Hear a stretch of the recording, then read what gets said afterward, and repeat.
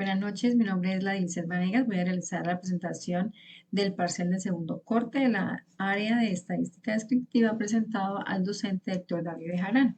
Aquí vamos a hablar sobre las medidas de tendencia central. Estas medidas son el valor promedio que describe todo el conjunto de datos analizados. Este valor es descriptivo y permite dar una característica relevante al conjunto de datos. En ellas encontramos cuatro tipos de promedios, que son la medida aritmética, la mediana, la moda y el rango. La medida aritmética es la misma porcentual. Esta es una fórmula básica que se tiene en cuenta para obtener eh, la información. Entonces lo que se hace es sumar la cantidad de valores y se divide sobre el resultado de la cantidad de datos aportados. Aquí podemos analizar esta otra fórmula que es la sumatoria o la agrupación de datos. Continuamos con la mediana, que es el valor ubicado en el centro de un conjunto de datos ordenado, teniendo en cuenta que los datos pueden ser tanto pares como impares.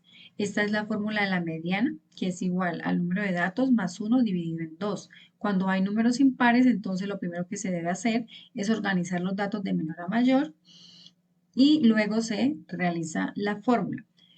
Cuando son números pares, entonces se tienen en cuenta los dos valores centrales y se promedian.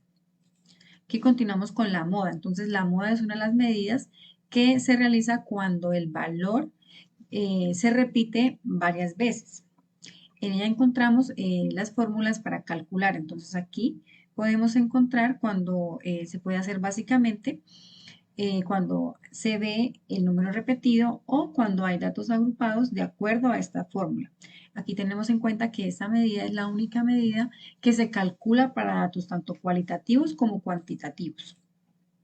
Continuamos con las medidas de tendencia central de acuerdo a los datos organizados en tabla de frecuencia. En ellas encontramos los cuartiles, que son los que se dividen en conjunto de datos ordenados en cuatro partes iguales.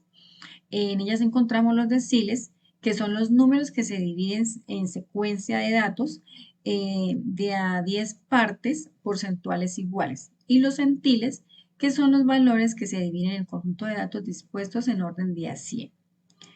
Continuamos aquí entonces con las medidas de dispersión. En estas medidas nos permite proporcionar información adicional para juzgar la confiabilidad de la medida de tendencia central. En ellas encontramos cuatro medidas que son el rango, la varianza, la desviación estándar y el coeficiente de valoración. El rango es la diferencia que hay entre las observaciones de mayor y menor de un conjunto de datos. Aquí se puede aplicar entonces que el rango es igual al número de datos mayor menos el número de datos menor. Y en el rango medio entonces es el promedio de los datos mayor y menor del conjunto. Aquí se tiene en cuenta la suma de los datos, tanto mayor como menor, y se divide en dos. Aquí continuamos con la varianza, que es el promedio de los cuadrados de las diferencias entre la media y cada uno de los datos del conjunto. Como podemos observar, esta es la fórmula para aplicar la varianza. Aquí se tiene en cuenta también la notación sumatoria, la agrupación de datos, la varianza poblacional que también hace parte de la varianza y los datos agrupados de la varianza poblacional. Aquí podemos observar cada una de las fórmulas para poderlas hallar. Continuamos con la desviación estándar, que es simplemente la raíz cuadrada de la varianza muestral. Entonces, para calcularla se tienen en cuenta los siguientes procedimientos. Primero, calcular la diferencia entre cada uno de los datos y la media, elevar al cuadrado cada una de las diferencias, sumar esas diferencias elevadas al cuadrado, dividir esa suma entre el número de datos menos 1 y por último obtener la raíz cuadrada de la varianza. Aquí continuamos con las medidas de dispersión. Entonces, el coeficiente de variación es una de las medidas relativas de dispersión que proporciona una estimación de la magnitud de la desviación con respecto a la magnitud de la media aritmética. Podemos encontrar la muestra y la población de acuerdo a estas fórmulas y se tiene en cuenta que se expresa como porcentaje y no en términos de unidades.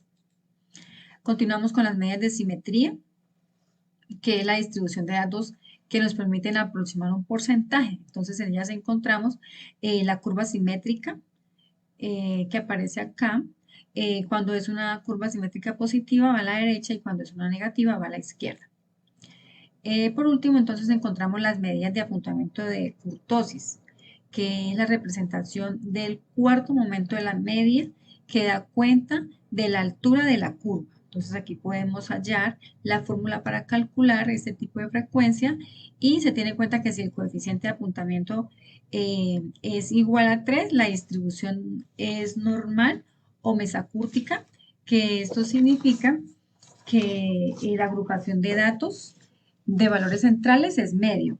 Cuando es mayor que 3, la distribución es lectocúrtica, que esto quiere decir que la agrupación de datos son centrales y son altos. Y menor que 3, la distribución es platicúrtica, que es la agrupación de datos centrales es bajo. Esto es todo. Muchísimas gracias.